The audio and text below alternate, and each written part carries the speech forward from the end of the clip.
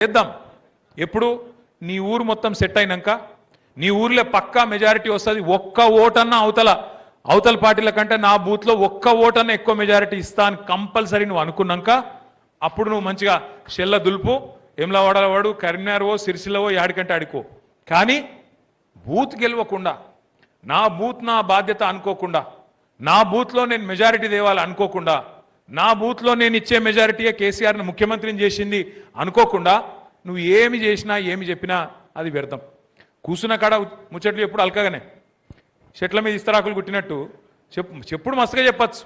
కానీ గెలవాలంటే ముందు నీ బూత్లో మెజారిటీ రావాలి. నా ప్రార్థన వేములవాడ నియోజకవర్గ నాయకులతో, నాయకురాలతో, ఇవాళ పంట కోతకొచ్చింది, ప్రజలు తయారున్నారు, మీదిక్కే చూస్తున్నారు. కోసుకుంటామా లేదా, ఆ ఓట్లన్నీ తెచ్చుకుంటామా లేదా, ప్రజల ఆశీర్వాదం కూడగట్టుకుంటామా లేదా అనేది మీ చేతుల్లో ఉన్నది, మీ చేతుల్లో మాత్రమే ఉన్నదనే మాట నేను విజ్ఞప్తి చేస్తా ఉన్నాను. లక్ష్మీ నరసింహారావు గారు ఉంటారు, నేనుంటా, జీవన్ రెడ్డి గారు ఉంటారు, గూడూరి ప్రవీణ్ గారు ఉంటారు, తోట ఆగయ్య గారు ఉంటారు, అందరం ఉంటాం. మేము వచ్చి చెప్తాం, అప్పుడప్పుడు సుటప్సుగా కలుస్తాం, 4 ఫోటోలు దిగుతాం, 4 ముచ్చట్లు చెప్తాం, పిలిస్తే వస్తాం, మీటింగ్లో మాట్లాడిపోతాం. కానీ కొట్లాడాల్సింది కానీ, నిలబడాల్సింది కానీ, రాబోయే సంవత్సరంన్నర పాటు పోరాటం చేయవలసింది కానీ, ప్రజా సమస్యల విషయంలో ప్రజల మనసు గెలుచుకునే విధంగా పోరాటం చేయవలసింది కానీ ఆ బాధ్యత మీదే ఉంటుంది. మళ్ళీ కేసీఆర్ ముఖ్యమంత్రి కావాలి అంటే, మళ్ళీ ఖచ్చితంగా కేసీఆర్ గారు గెలవాలి అంటే, తెలంగాణలో మంచి రోజులు రావాలి అంటే ఆ బాధ్యత, ఆ బరువు మీ చేతిలోనే ఉండదన్న మాట నేను మీకు హృదయపూర్వకంగా విజ్ఞప్తి చేస్తున్నాను. ఇదేదో నేను ఉత్తగానే చెప్తలేను, ఆ లెక్కలతో సహా ఇప్పుడు నేను మీకు చెప్పే ప్రయత్నం చేస్తాను. మొన్న మీరు చూసినారు, పశ్చిమ బెంగాల్లో మమతా బెనర్జీ గారు ఓడిపోయినారు. వెస్ట్ బెంగాల్లో 95 లక్షల ఓట్లు అక్కడ ఎలక్షన్ కమిషన్ ఆఫ్ ఇండియా తీసేసింది. బీహార్లో అక్కడ లాలూ ప్రసాద్ యాదవ్ గారి పార్టీ గెలుస్తుందని చాలామంది అనుకున్నాం, కానీ ఆ పార్టీ ఓడిపోయింది. 65 లక్షల ఓట్లు అక్కడ తీసేసిండ్రు. తమిళనాడులో అక్కడ కూడా మన స్టాలిన్ గారు ఓడిపోయినారు. స్టాలిన్ గారు సొంత నియోజకవర్గంలో 80,000 ఓట్లు తీసేసిండ్రు. ఆయన ఒక 10-15 వేల ఓట్లతో ఆయన ఓడిపోయాడు. ఇప్పుడు 25 జూన్ నుంచి ప్రారంభమయ్యే కార్యక్రమం ఏదైతే ఉన్నదో స్పెషల్ ఇంటెన్సివ్ రివిజన్, ఇది చాలా చాలా చాలా ముఖ్యమైన కార్యక్రమం. మీ అందరికీ మీకు ఇచ్చిన కాగితాలు ఇచ్చింటారు, మీకు ఇచ్చిండ్రా? ఒక్కసారి చూపెట్టుండ్రు జరా. అందరికి వచ్చినాయా రాలేదా? మంచిగా తీసుకుపోయి దీన్ని మంచిగా అర్రల అల్మార్లో పెట్టుండ్రి, మళ్ళీ తీసి చూడకూరి. నాకు తెలుసు మీరు ఏం చేస్తారు. తీసుకుపోయి ఇంట్లో ఇట్లా వారేసి మళ్ళీ పక్కకు బండెక్కి అవతల పడ్డామంటే, పొలం కాడికి పోయినామంటే మళ్ళీ మనకు గుర్తు కూడా ఉండదు.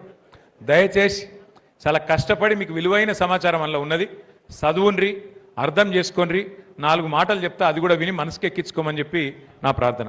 ఒకసారి ప్రజెంటేషన్ చాలు చేయాలి, ఎక్కడున్నారో మరి మనోళ్ళు. ఈ ఎస్ఐఆర్ అనే కార్యక్రమం ఏంది మీకు ఒక్కసారి ఎక్స్ప్లెయిన్ చేసే ప్రయత్నం నేను చేస్తా. భారతదేశానికి స్వాతంత్రం వచ్చింది 1947 15 ఆగస్టు. మనకొక సంవత్సరం తర్వాత మనకు స్వాతంత్రం వచ్చింది సెప్టెంబర్ 17 1948. మీ అందరికీ ఎరికే.